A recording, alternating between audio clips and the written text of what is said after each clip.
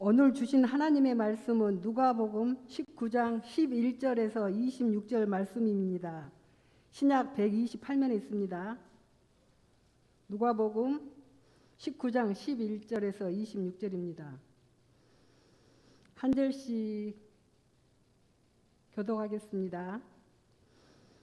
그들이 이 말씀을 듣고 있을 때에 비유를 다하여 말씀하시니 이는 자기가 예루살렘에 가까이 오셨고 그들은 하나님의 나라가 당장에 나타날 줄로 생각함이더라.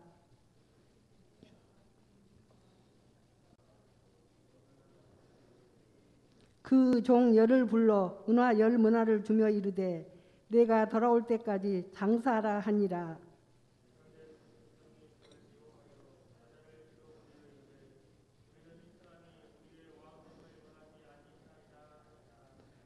귀인이 왕위를 받아가지고 돌아와서 은화를 준 종들이 각각 어떻게 장사하였는지를 알고자 하여 그들을 부르니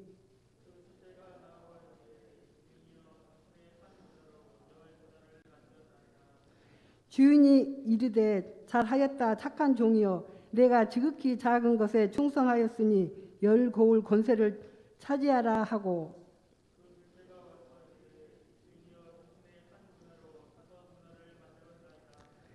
주인이 그에게도 이르되 너도 5고을을 차지하라 하고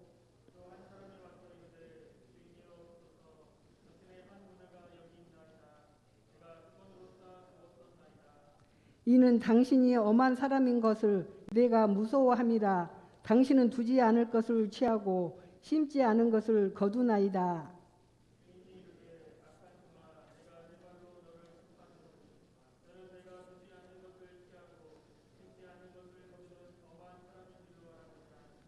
그러면 어찌하여 내 돈을 은행에 맡기지 아니하였느냐? 그리하였으면 내가 와서 그 이자와 함께 그 돈을 찾았으리라 하고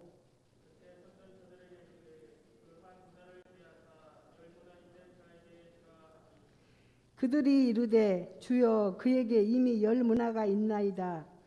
주인이 이르되 내가 너희에게 말하노니 무릇 있는 자는 받겠고 없는 자는 그 있는 것도 빼앗기리라.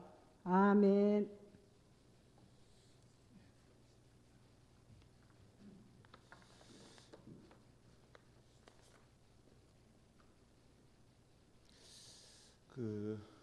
예수님의 비유 말씀을 우리가 계속 살펴보는 중에 있는데요.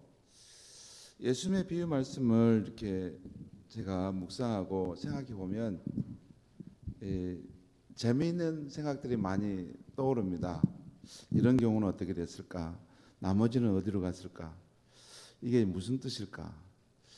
그래서 제가 그때 이제 예수님의 비유 말씀을 좀 여러분께 전해드리는데 아마 예수님의 비유 말씀을 제가 예전에 어떤 본문을 동일한 본문을 다시 또 다룬다 하더라도 아마 계속 제 경험도 확장되고 신학적 이해도 확장되고 또 이 시대의 변화도 또 계속 있기 때문에 아마 말씀이 계속 새롭게 나오지 않겠는가. 오늘 지금 이 문화 비유에 대한 말씀을 제가 드리는데 이 비유 안에서도 우리가 생각해 볼 점이 참 여러 가지 많아요. 여러 각도에서 생각해 볼 수 있는데 뭐 이야기를 다 하면 또 끝이 없고 그래서 오늘 저녁에 짧게 한 분야만 이렇게 보고 갈 겁니다. 그런데 비유는 우리에게 무한한 상상의 세계로 우리를 인도하는 말씀이에요. 그래서 항상 비유 말씀을 이렇게 준비할 때 저도 설레입니다. 비유 말씀이 어디로 갈까 설레인데 오늘도 한번 우리 들어보도록 하겠습니다. 오늘 예수님의 비유의 내용은 어떤 귀인이 왕위를 받아오려고 먼 나라를 떠나면서 그의 10명의 종들에게 한 문화씩을 균등하게 맡겨주었다는 것입니다. 여기서 귀인은 노블맨, 존귀한 사람, 존귀한 아주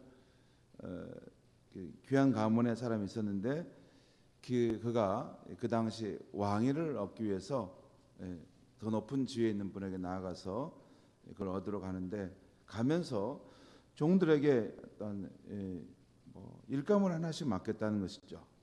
그런데 그것을 균등하게 맡겼다는 것이죠. 내가 돌아올 때까지 이 한 문화를 가지고 장사하라 하는 말과 함께 말입니다. 한 문화는 나중에 이제 보겠지만 그냥 자본금으로서 한번 어떤 작은 아이템을 가지고 장사할 만한 미천이 되는 돈입니다.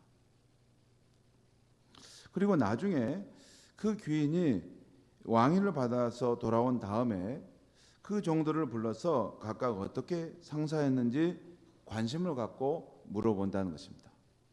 오늘 본문에 보면 그게 있어요. 알아보려고라는 표현이 나와요. 어디 보면 나오냐면 여기 15절에 그런 표현이 있어요. 15절에 귀인이 왕위를 받아 가지고 돌아와서 은하를 준 종들이 각각 어떻게 장사했는지를 알고자 하여 그들을 부르니, 저는 여기서 그 주인이 알고자 했다, 이 표현이 눈에 딱 선명하게 들어왔어요. 그러니까 그동안 어떻게 했을까?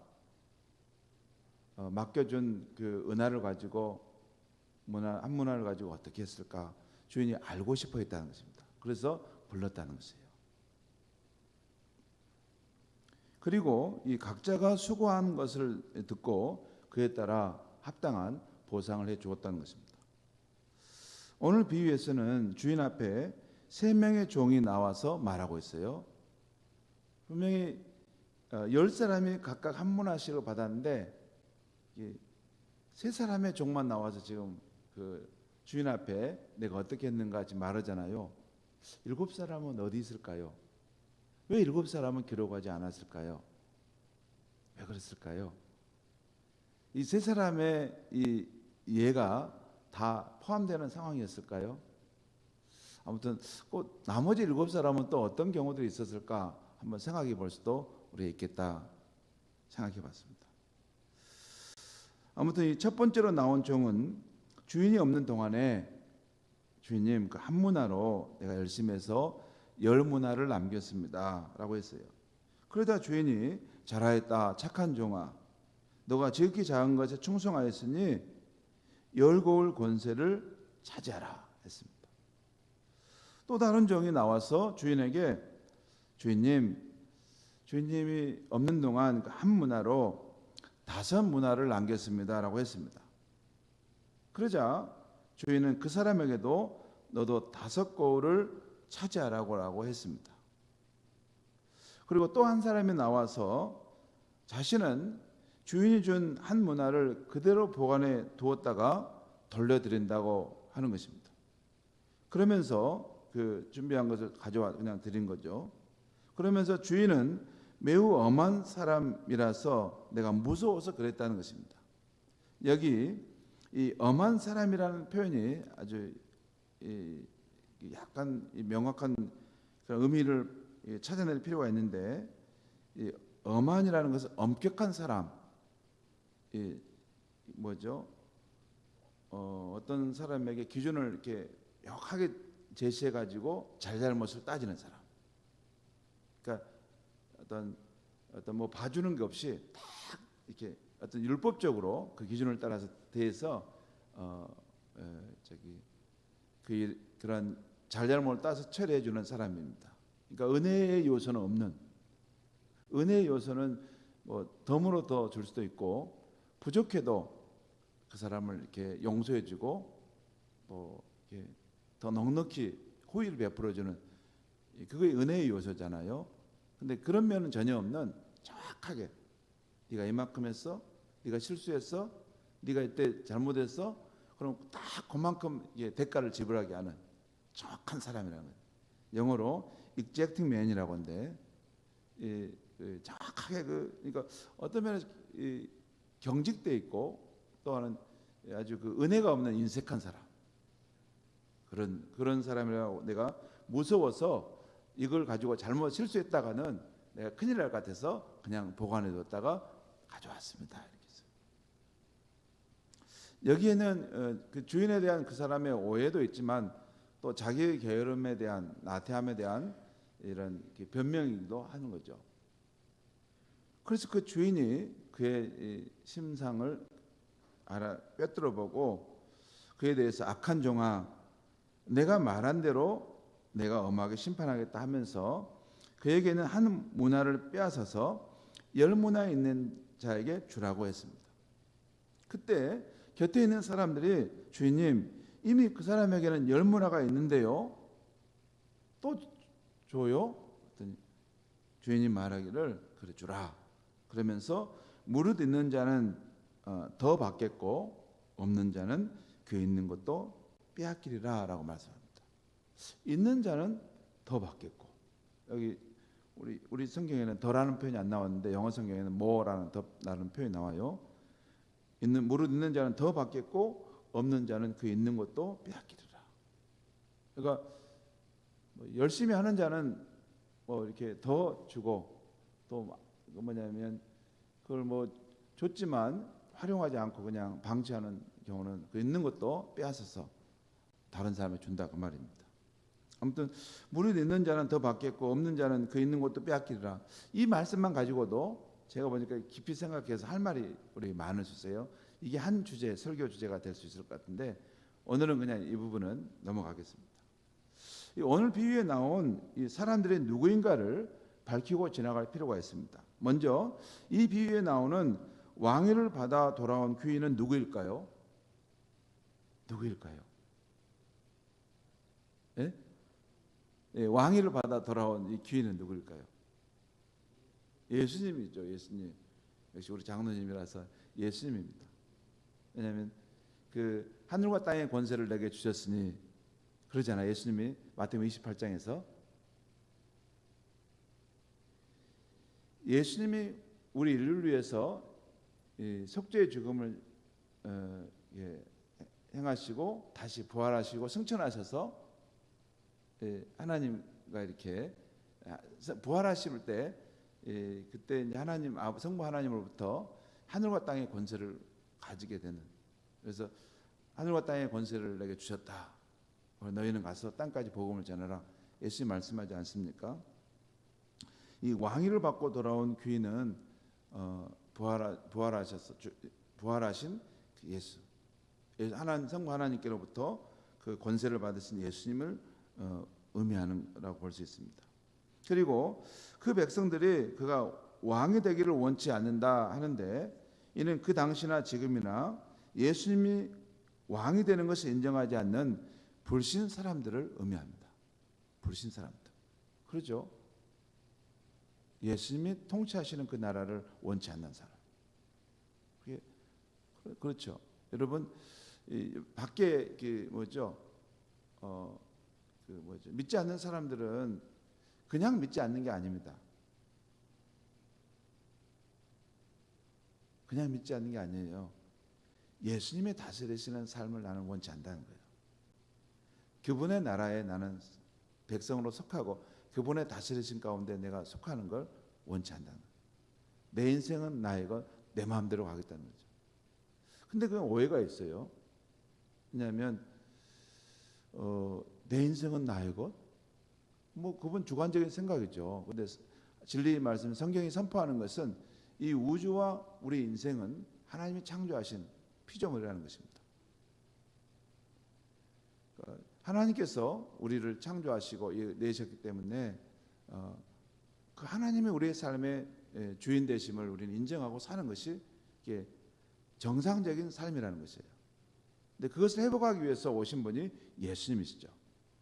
예수님이 그 하나님을 불신하고 대적하고 떠나갔던 인간의 죄를 대신하여 죽으심으로 하나님과 화평할 길을 여신 분이에요. 그래서 예수를 믿는다는 것은 하나님이 예수님께서 그 화평의 길을 여신 것을 내가 믿고 하나님께 나아가는 것입니다. 아무튼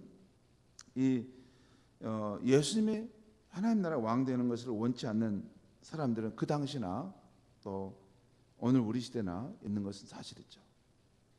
그리고 이 귀인이 왕위를 받고 돌아와 다스리는 나라는 하나님 나라임을 알 수 있어요. 오늘 말씀 보면 11절 하반절에 보면 그런 표현이 나와요. 11절 하반절에 그들은 하나님의 나라가 당장에 나타날 줄로 생각합니다라. 지금 이 하나님의 나라가 임하는 것과 관련해서 요 지금 비유가 이야기되고 있어요. 그러니까 이 귀인이 왕위를 받고 돌아와 다스리는 나라는 하나님의 나라이고 그 나라에 예수님이 왕으로 통치하시는 그것을 말하는 거죠. 또 이 비유에서 그 귀인이 한 문화씩을 맡겨 장사하게 하는 종들이 나오는데 이 사람들은 예수님을 주로 섬기는 성도들이라고 할 수 있습니다.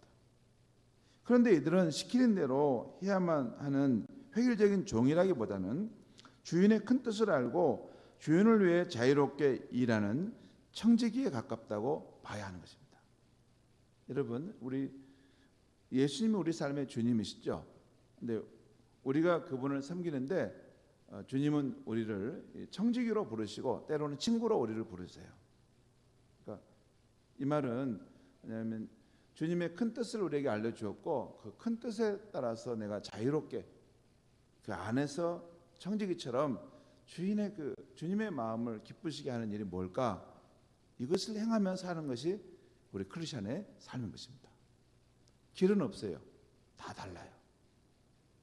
A 신자, B 신자, C 신자 각자가 주 예수님을 기쁘시게 하는 그런 섬김의 방법이 조금씩 다 달라요. 아무튼 그런 면에서 우리 성도들은 주님 앞에 청지기라고 할 수 있죠. 각자의 삶의 상황에서 주님이 기쁘시게 하는 일들을 행하는 것입니다. 그리고 여기 나오는 10명의 종이 나오는데 각 종에게 맡긴 문화는 무엇일까요? 한 문화씩 맡겼는데 이게 문화는 나중에 이제 그 당시 유대인의 화폐 단위인데 설명하겠지만 이 문화는 뭘까요? 이 문화는 이렇게 생각해 볼 수 있습니다. 각자의 인생이라고 볼 수도 있고 각 사람의 가정에서의 그 역할, 가장이고 또 아내, 어머니로서 그 역할일 수도 있고 또 직장에서의 지위일 수도 있습니다. 그리고 교회에서의 직분일 수도 있습니다. 장로, 목자, 교사일 수도 있고 또 자신의 능력, 주어진 환경, 또 재산, 학식이라고도 할 수 있습니다. 이게 지금 각자에게 주님이 맡기신 문화예요. 우리 아직 청년들은 오늘 내가 처한 환경일 수 있죠. 내가 이런 부모 밑에서 이런 가정 환경에서 또 나의 이런 조건 속에 내가 지금 살아가는 것, 내가 받은 문화일 수 있어요. 오늘 이 문화 비유는 여러분 또 달란트 비유 여러분 아시죠? 달란트 비유가 있잖아요. 근데 여기 지금 비슷한 것 같으면서 다른 게 있어요. 오늘 이 문화 비유는 달란트 비유와 조금 다른 면이 있습니다. 먼저 달란트 비유에서 1달란트는 굉장히 큰 액수예요. 달란트 비유에서 여러분 그 당시에 이 화폐 단위에서 달란트가 가장 큰 액수 단위였어요. 그 다음에 한 두 번째 단계, 중간 단계가 문화고 그 아래 단계가 데나리온입니다. 데나리온. 여러분 한 데나리온은 노동자가 하루 일할 품삯을 한 데나리온이요. 한 여인이 예수님께 와서 향유를 붓었는데 300데나리온이라고 했잖아요. 300데나리온인 것은 한 노동자가 300일 동안 일해서 벌 돈이라는 거예요. 그것을 그 귀한 걸 부었다는 거죠.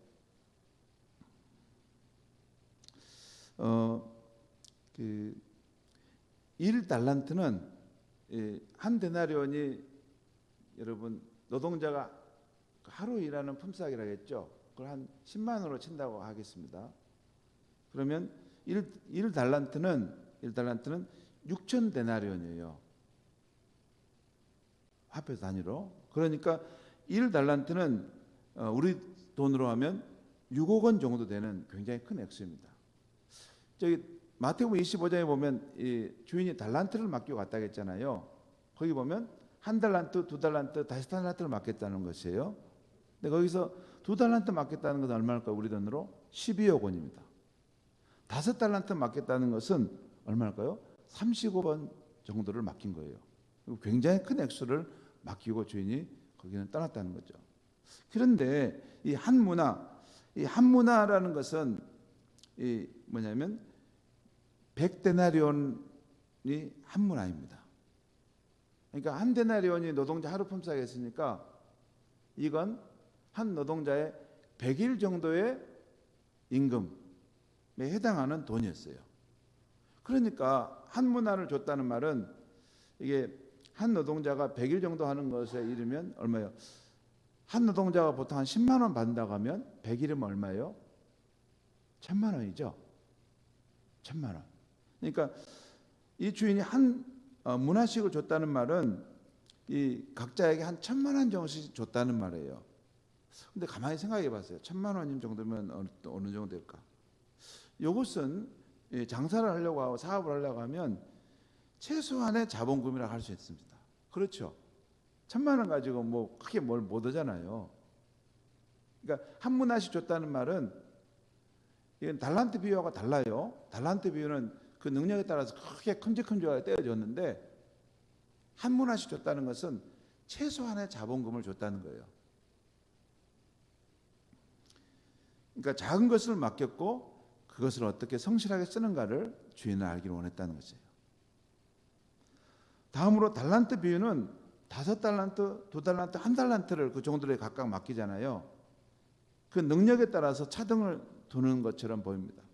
그런데 이 문화 비유는 10명의 종에게 모두 동일하게 한 문화씩을 맡겼다는 거예요. 그리고 그 장사한 결과를 살펴보았다는 것이죠. 그건 뭘 의미할까요?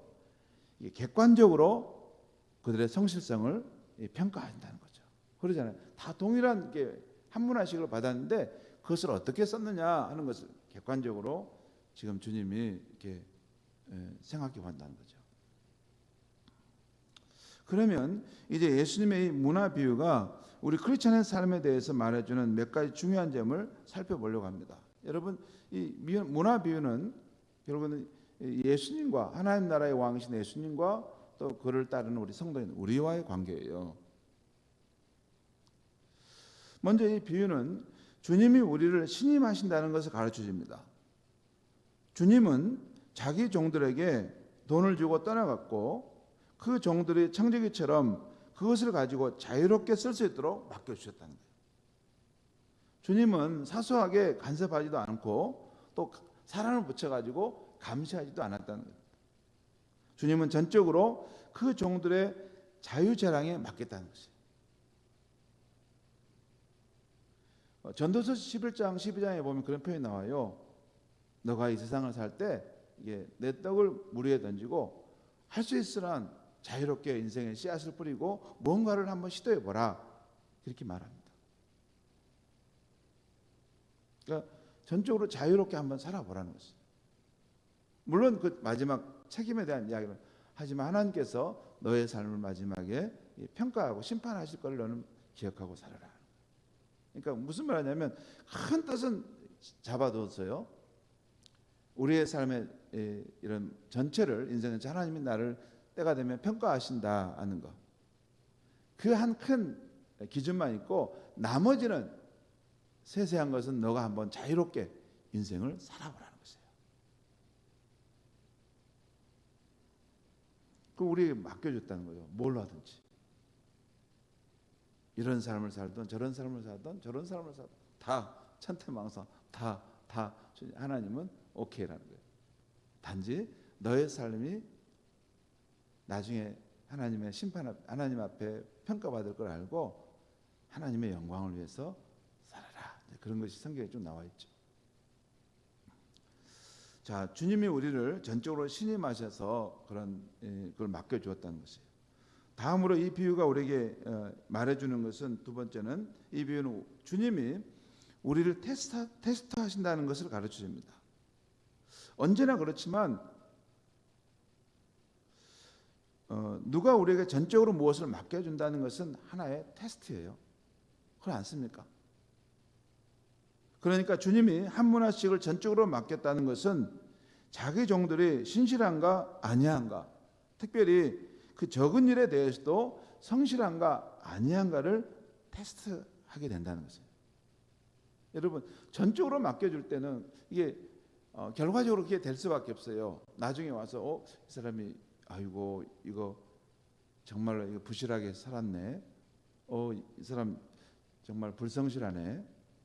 이게 결과를 나중에 보면 그냥 느끼잖아요. 또 이 사람 참 어떻게 이렇게 이 적은 걸 줬는데 이렇게 창조적으로 이렇게 가치 있는 삶을 살았을까? 대단하다. 주인이 흐뭇해하고 기뻐할 수 있죠. 아무튼 주인이 전적으로 맡겼다는 것은 동시에 동전의 양면처럼 그것은 우리의 삶에 대한 어떤 테스트, 검증하는 것을 말하는 것이죠. 주인이 그 종들에게 준 한 문화는 주인의 말대로 오늘 보면 17절에 보면 지극히 작은 것이었습니다. 지극히 작은 것이었어요. 그런데 그 종은, 그 앞에 있는 나온 두 종은 작다고 불평하지 않고 그 작은 것으로 성실하게 장사하여 10문화, 5문화를 남겼어요. 여러분 한 문화가 얼마라겠어요? 한 1,000만 원 정도. 그러니까 최소의 자본금을 가지고 이것밖에 안 줘가지고 이걸 가지고 뭘 해요? 이렇게 할 수 있는데 그렇지 않았다는 거예요. 그 작은 것으로 성실하게 장사해서 10문화, 5문화를 남겼다. 성도 여러분, 우리는 우리에게 주어진 한 문화를 경히 여기는 면이 있습니다. 나는 꽤 어느 정도는 받아야 되는 그런 인물인데 내가 이 정도밖에 안 돼. 그래서 내 기준이 있어요. 내 기준보다 더 적은 일터, 더 적은 사역, 또 내 기준보다 더 적은 월급, 또 내 기준보다 더 작은 그리고 열악한 삶의 환경을 만나면 굉장히 힘들어합니다. 그러나 그 작은 것도 주님이 우리에게 맡기신 환경이에요. 인생의 여정 속에서 맡기신 환경이에요. 그리고 그 지극히 작은 일에 대한 우리의 태도를 보고 주님은 우리의 신실성과 우리의 충성됨을 인정하신다는 거예요. 뭐 다른 게 아니에요. 오늘요 우리 기도 담당했잖아요. 장혜숙 권사님 기도 담당했지만 이 기도를 맡는데 이거 작은 일일 수 있지만 이것을 하나님 앞에 예배드린다 해서 정성을 다해서 준비하고 또 말씀 봉독하는 것도 마찬가지예요. 교회 안에서 맡은 그런 사람들이 별로 아닌 것처럼 여기는 소소한 일을 하더라도 나는 하나님과 관계하는 것이기 때문에 나는 최선을 다하리라 하는 마음. 드럼을 치는 것도 마찬가지예요. 우리 도성이 드럼 치잖아요. 사람이 많으나 적으나 나는 하나님과 관계에서 내가 지금 드럼을 치는 거기 때문에 나는 이 최선을 다해서 나는 하리라.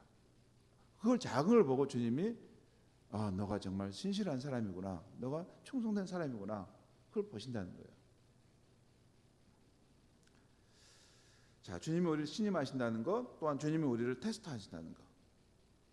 작은 것을 행하는 걸 보고 또한 이 비유는 주님이 우리의 수고에 보상해 주신다는 것을 가르쳐주고 있어요.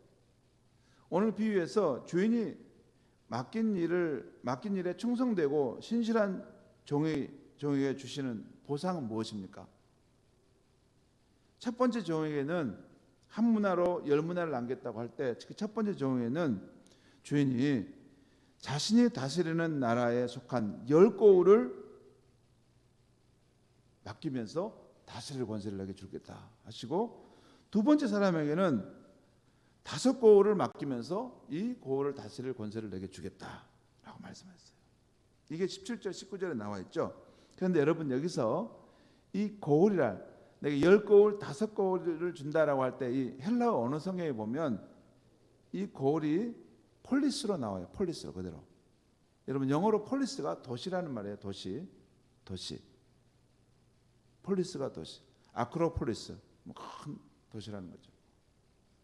여러분이 그러니까 이 말씀 무슨 말씀이냐면 그러니까 그 10문화를 남긴 종에 대해서는 그 충성됨을 인정해서 너는 10도시를 다스리는 권세를 받아라. 너는 5도시를 다스리는 권세를 받아라. 라고 했다는 거예요. 이것은 뭐냐면 엄청난 보상을 준 것이죠. 뭐 이게 문화를 좀 그러잖아요. 이게 10문화 남겨봤자 그 돈으로 환산하면 1억밖에 안 되잖아요. 5문화 남기면 한 사람에 뭐 5천만 원밖에 안 돼요.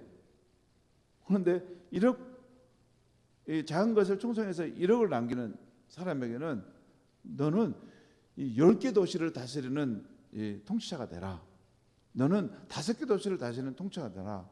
예를 들어 10개는 뭐 순천, 여수, 뭐 진주, 광주 이렇게 쭉 10개면 어마어마한 거잖아요.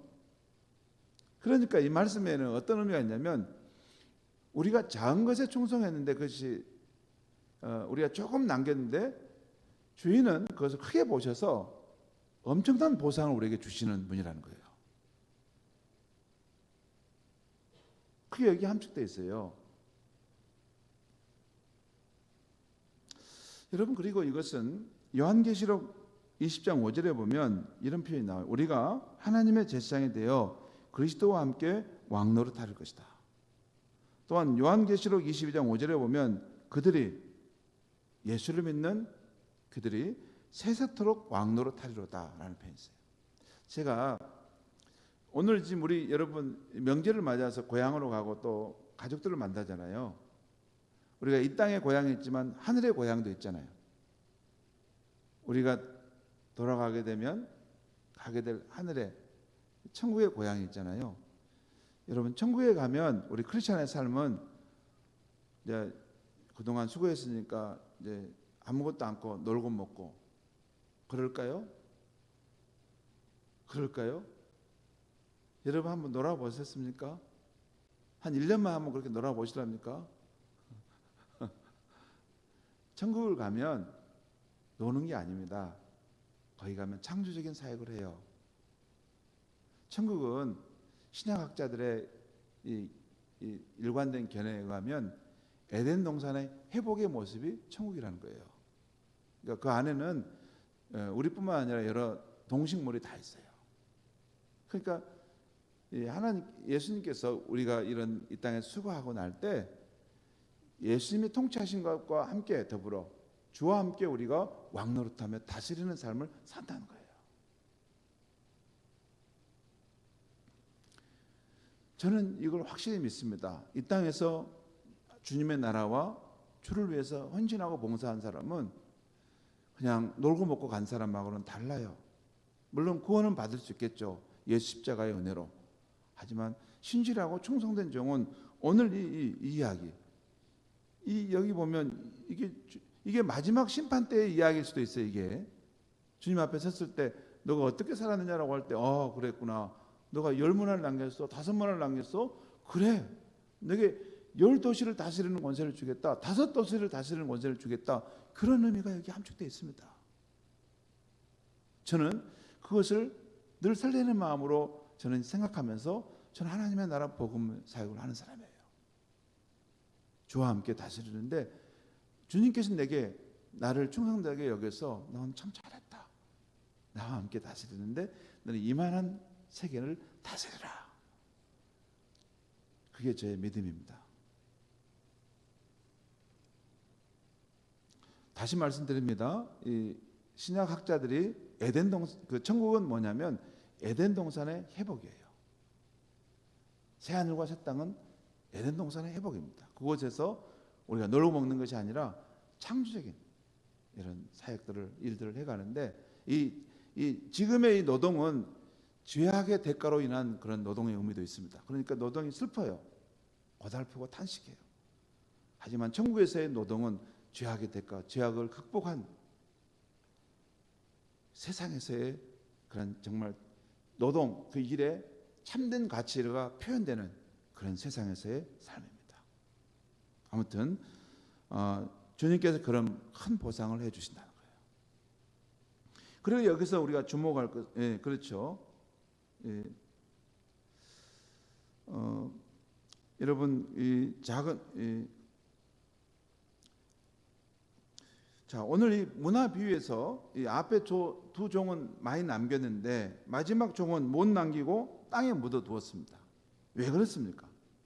여러분 여기도 가만히 생각해 보면 왜 그 앞에 있는 두 종은 그런 10문화 5문화를 남겼는데 이 한 종은 그렇지 않고 땅에 묻어두고 아무것도 남기지 못했을까요? 왜 그랬죠?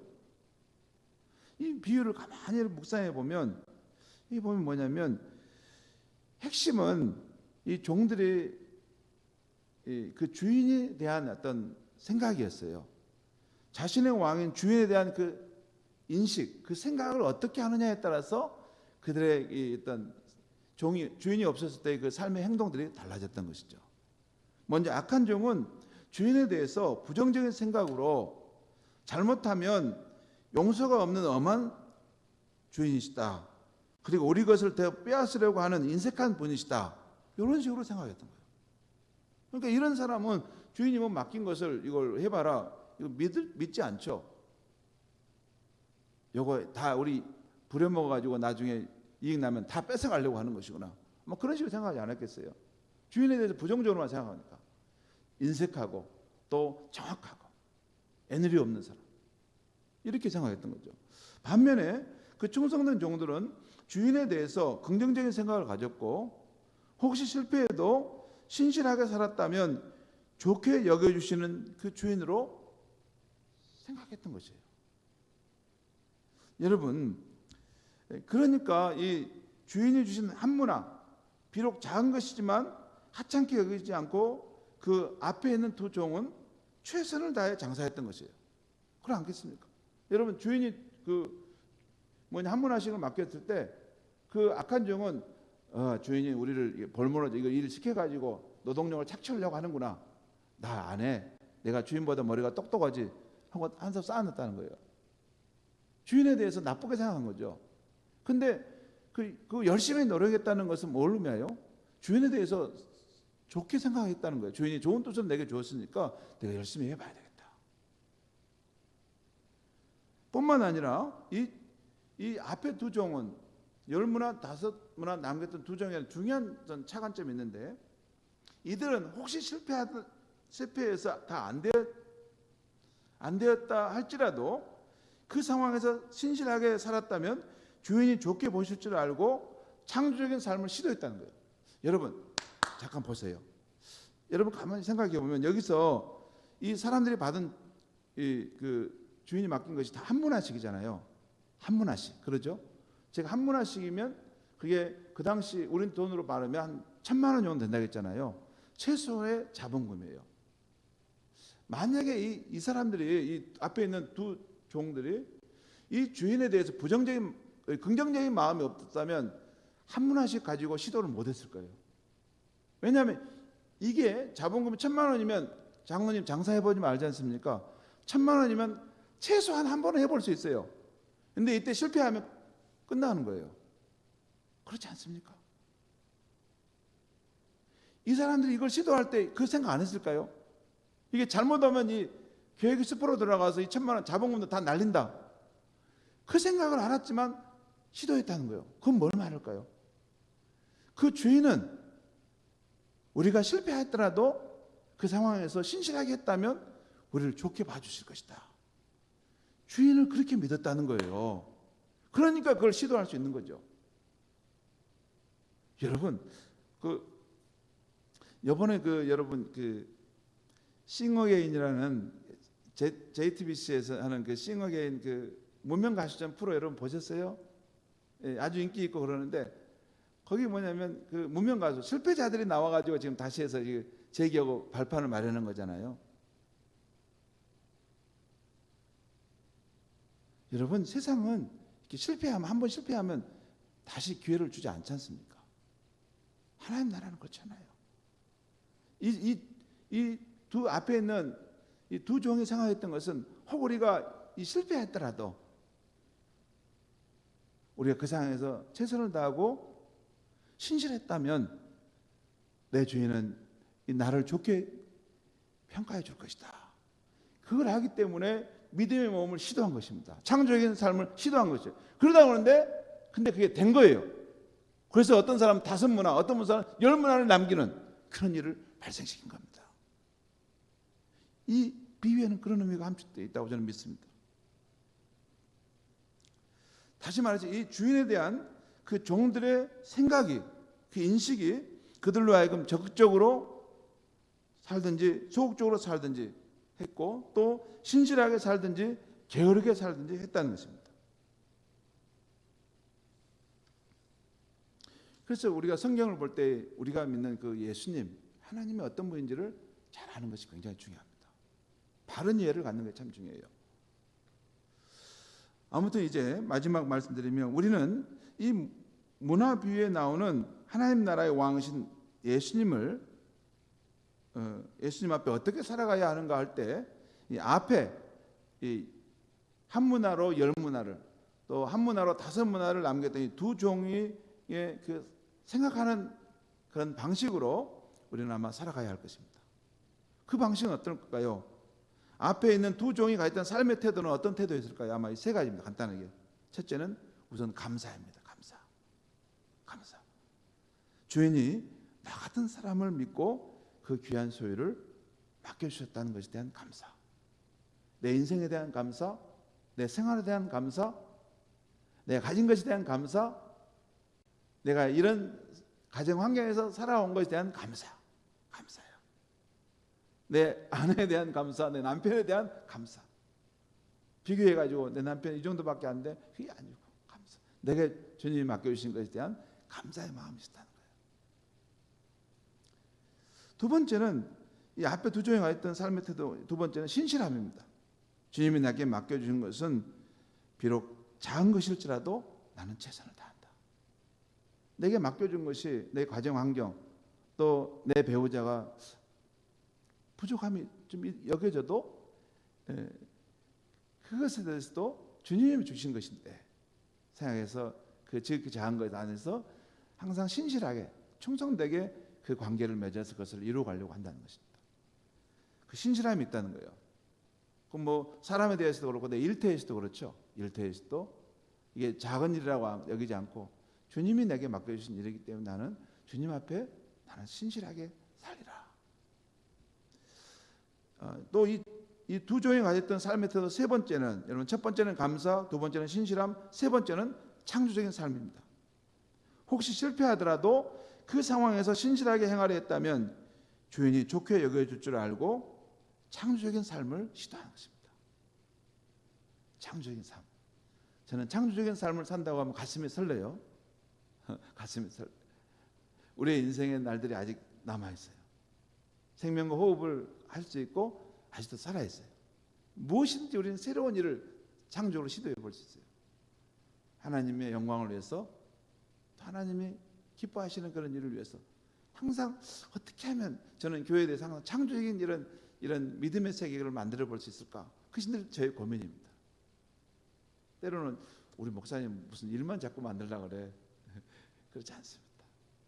우리가 아직 생명이 있고 젊음이 있고 살아있으니까 이왕이면 주를 믿을 때 창조적으로 믿고 창조적으로 또 도전하고 창조적으로 또 봉사하고 섬기고 우리 젊은이들이 특별히 더 그렇게 살아갔으면 좋겠습니다.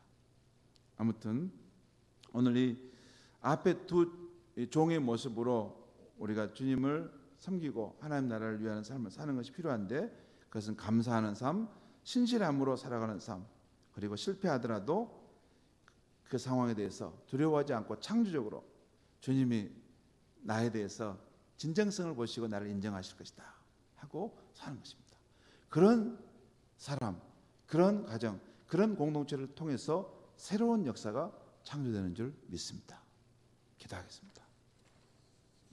하나님 아버지, 오늘 이 밤에 예수님의 문화 비유를 통해서 우리가 인생을 어떻게 살아가야 하는지를 일깨워 주시니 감사합니다. 주님, 우리가 하나님 나라 백성으로서 주님을 섬기되 나를 믿고 내게 이런 귀한 인생을 또 귀한 가정과 이 생활을 주신 것을 인하여 늘 감사하는 마음으로 살게 하시고 또 내게 맡겨주신 것은 비록 작은 것일지라도 주님과 관계된 것으로 여겨서 늘 충성되어 최선을 다하고 신실하게 살아가려고 하게 하여 주시옵소서. 그리고 혹시 실패할 것을 생각해서 두려워하지 않게 하시고 주님이 은혜의 주님임을 알아서 인생을 살 때 좀 더 창조적으로 또 새로운 길, 안 가본 길을 한번 가보는 그러한 믿음의 삶을 사는 우리가 되게 하여 주시옵소서. 예수님의 이름으로 기도하옵나이다. 아멘.